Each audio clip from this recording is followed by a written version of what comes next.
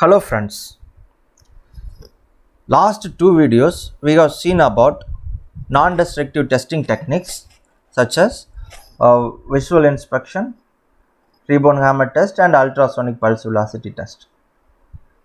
This video we are going to see about partial destructive testing techniques.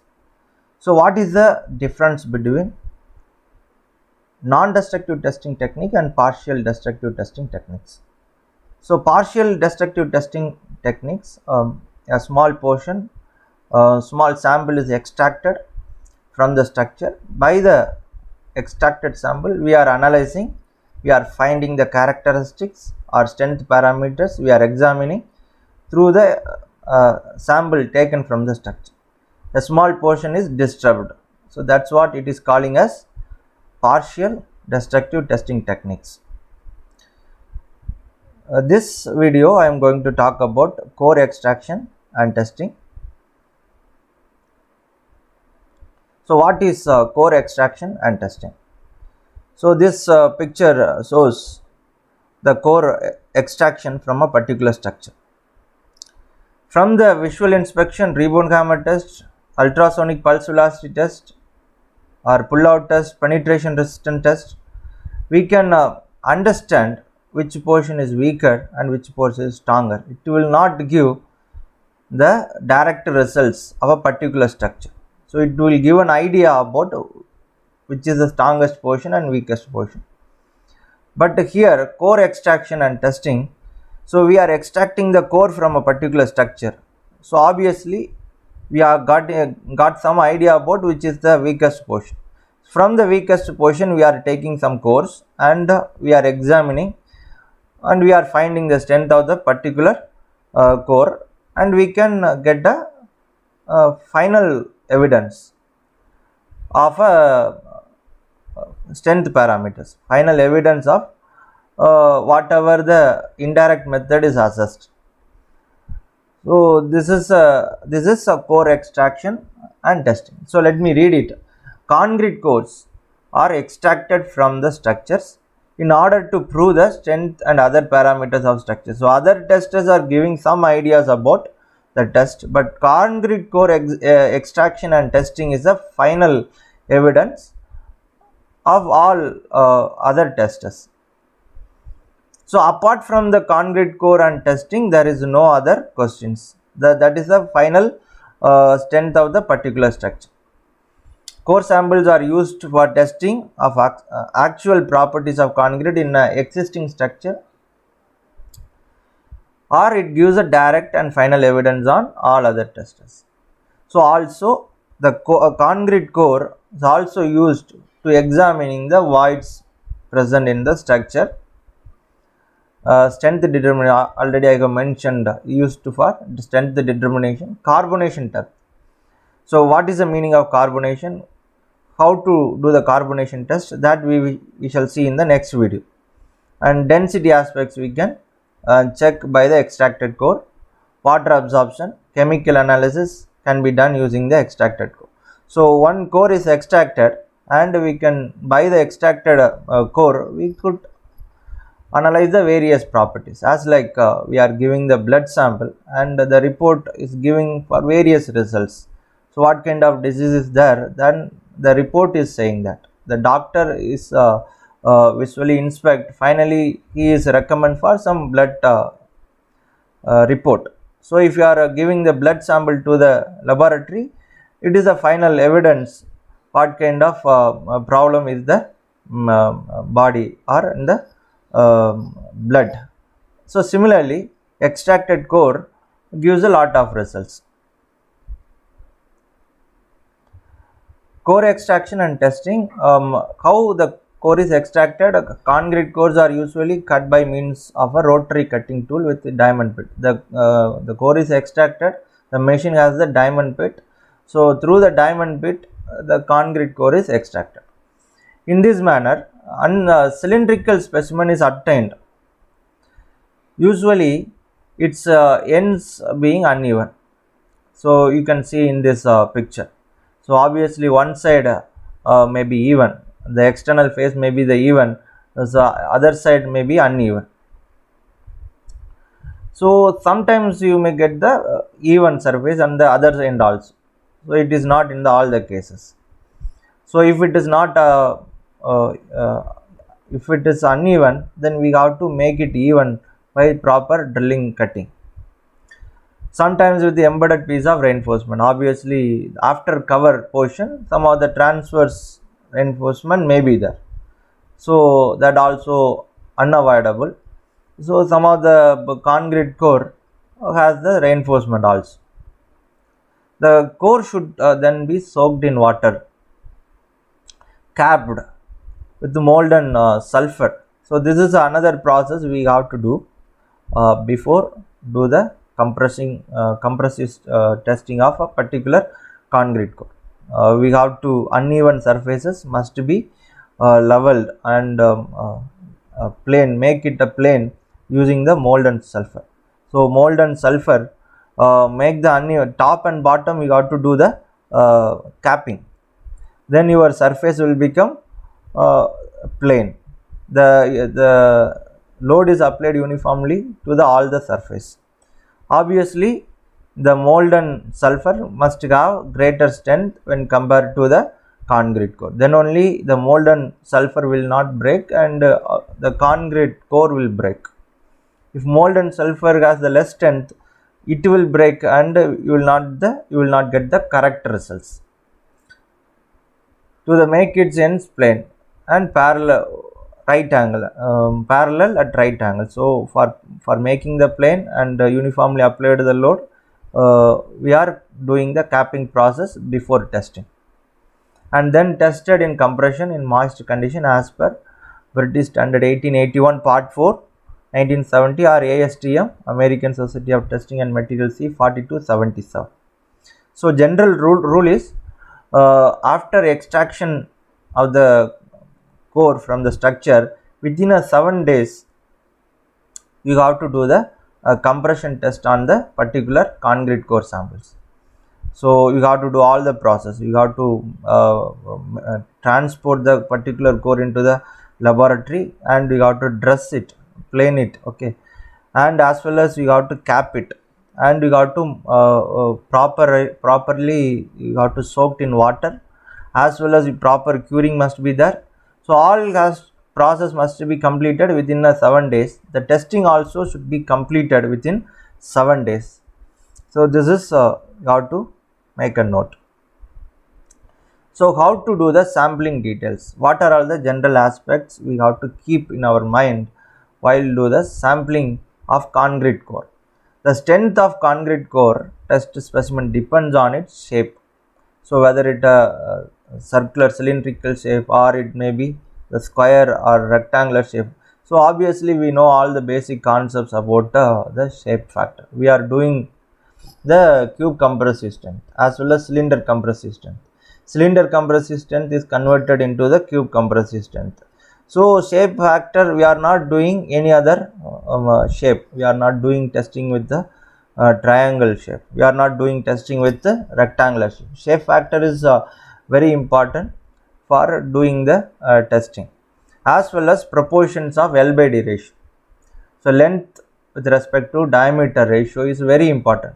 So slenderness ratio, L by D ratio is very high, slenderness ratio is very high. If slenderness ratio is high, then obviously your buckling effect also high and it will give the less result. And size. So these are all the three important factors that governs we have to keep in our mind while do the sampling of concrete core. Strength of core have to be related to the standard cylinder strength, that is for H by D ratio of 2. If you understand this cylinder is can be correlated with our standard cylinder while we are doing testing on a strength of material laboratory.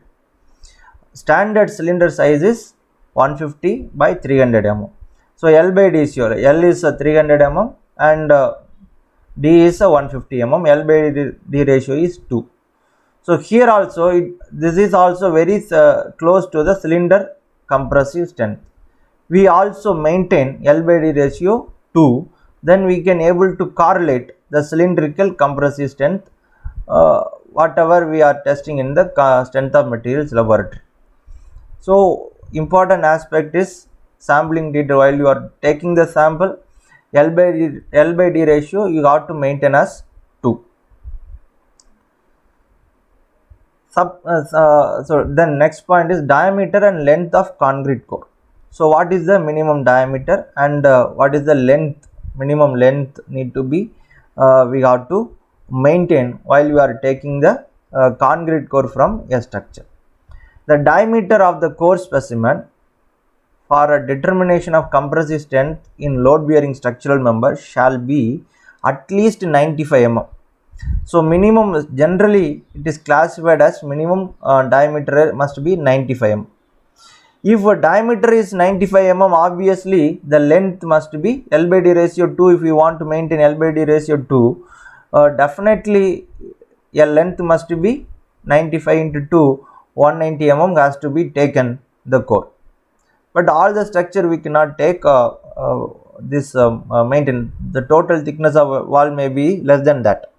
So that condition we can go for the next point. The preferred minimum core diameter shall be 3 times the nominal maximum size of coarse aggregate.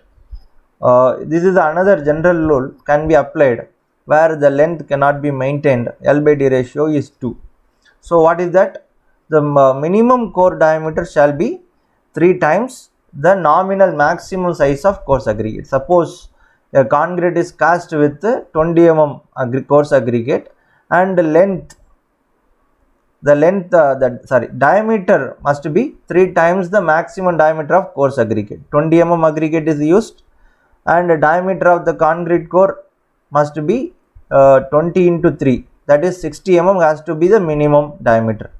But it is suppose 3 it is cannot be able to maintain, that time at least 2 times the nominal maximum size of the coarse aggregate need to be maintained. At least 40 mm need to be maintained. Below that you cannot take the concrete core. This is a requirement for minimum diameter of concrete core. The preferred length of capped specimen is between 1.9 and 2.1. Exactly 2 we cannot maintain. So they are saying that the length must be in between 1.9 times 1.9 to 2.1 times of the diameter. Suppose we know the diameter 60 mm diameter of the concrete core, obviously multiply by 2, 120 mm minimum we have to maintain for the length. High length can be trimmed, and for specimens having the low length, correction factors need to be applied for compressive test. Suppose L by D ratio we cannot maintain 2, if it is only 1 or 1.2 or 1.3, some correction factor it is suggested as per the code. That correction factor need to be applied in order to get the equivalent compressive strength of L by D ratio 2. So calculation of compressive strength of concrete. How to get the with the correction factor, how to get the cylinder concrete core's compressive strength or cylinder compressive strength. How to get the equivalent cube compressive strength are explained in this slide. Calculate the compressive test of the specimen using the computed cross-sectional area based on the average diameter of the specimen. We know that how to calculate the compressive strength of particular cube or concrete. Load per area will give the compressive strength of particular load, particular cube or cylinder. So we can calculate based on that. So but the question is, if L by D ratio is not 2, if L by D ratio is 2, directly we can able to calculate load per area compressive strength, that is a cylinder compressive strength, that can be converted into cube compressive strength. If L by D ratio is not 2, if it is less than 1.5, 1.75, you have to apply the correction factor in order to get the equivalent compressive strength of cylinder of L by D ratio 2. So what is that? Correct the result obtained by multiplying correction factors. Okay, L by D ratio 1.75 means correction factor must be 0.98. If you are getting the obtained compressive strength of concrete core is x, then multiply by 0.98. If it is L by D ratio 1.5, correction factor 0.96. Similarly 1.25, 0.93, 1, 0.8. So like that you have to apply the correction factor to the got the cylinder compressive strength. You have to multiply with the correction factor. The value obtained after multiplying with the correction factor is called corrected compressive strength, this being equivalent strength of cylinder having L by D ratio of 2. Then we are getting the correct cylinder compressive strength with respect to L by D ratio of 2. That cylinder compressive strength, cylinder core compressive strength must be converted into the cube compressive strength. The equivalent cube strength can be calculated by multiplying the corrected cylinder strength by 5 by 4, 1.25. So cylinder compressive strength must be transferred into cube compressive strength by multiplication of 5 by 4 or 1.25. So what are all the acceptance criteria of concrete core? So which strength can be accepted, which strength can be rejected. So based on this table we can get an idea what kind of samples can be accepted, what kind of samples can be rejected. Concrete in the member represented by the concrete test shall be considered acceptable if the average equivalent cube strength, not a cylinder strength. So normally we are all the test we are doing with respect to the cube strength. Here we are cylinder is extracted and cylinder strength we are determined. So equivalent cylinder strength L by D ratio with respect to 2 we are determined. That value is converted into cube strength. That cube strength value is equivalent at least 85% of the cube strength of the grade of concrete. Suppose you are take M40 grade. So acceptable value is for 40 Newton per mm square, acceptable value is 34 Newton per mm square. So no individual core has a strength less than 75%. So if you are taking 5 samples, 5 cores are extracted or 10 cores are extracted, not even one sample result must not be less than 75% of the design value or grade of concrete.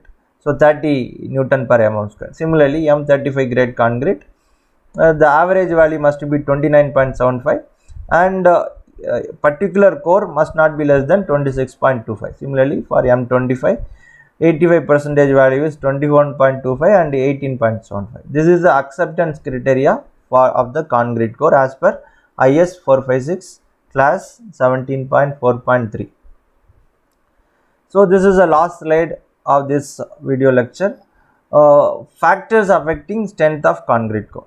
So what are all the factors affects the strength of concrete core?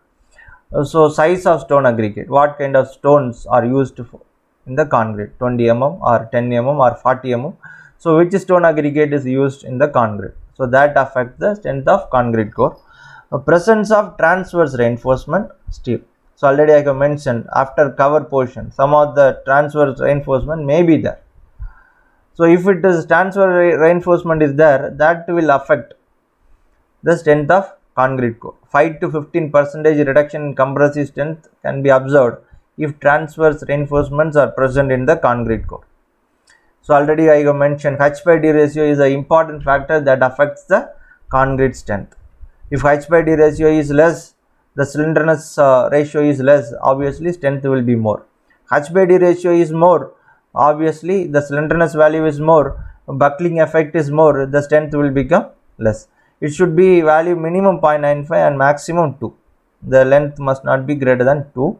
Then buckling effect will be there, strength will become very less. Higher ratio would cause reduction in strength. Age of concrete.